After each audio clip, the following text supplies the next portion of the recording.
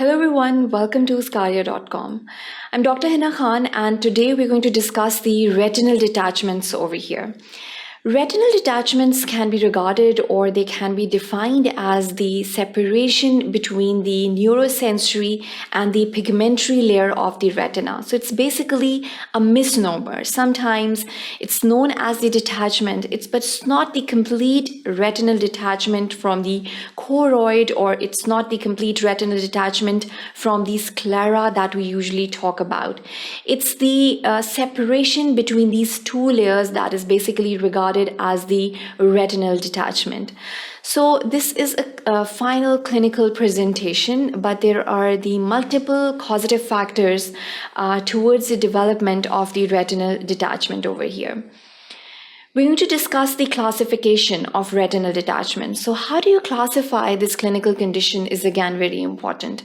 There are these three major categories for the development of this retinal kind of a condition that is regarded as detachment. The first and the foremost category is the Rhegmatogenous retinal detachment.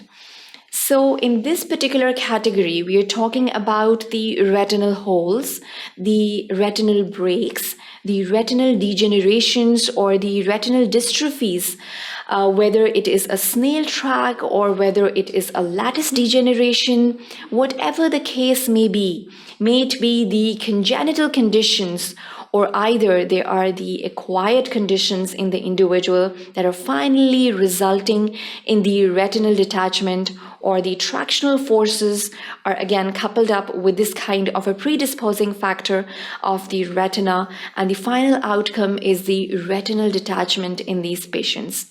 So how do you clinically diagnose these cases? The treatment guidelines are also discussed along with this kind of a Rhegmatogenous retinal detachment over here. And then finally, the exudative retinal detachment. So sometimes a lot of inflammatory conditions as well as the long-standing infections sometimes result in the tractional forces, or it can be the retinal detachments that are the final outcomes in these cases of infections or the inflammations for these patients. The third and the most important category is the tractional retinal detachment. So sometimes there is a predisposed retina on one hand, and then we have these tractional forces that come into play. It can be the fibrovascular tissues that are responsible for these kind of tractional forces in these patients, and they are sometimes responsible for the final clinical presentation of retinal detachment. So how do you diagnose these cases?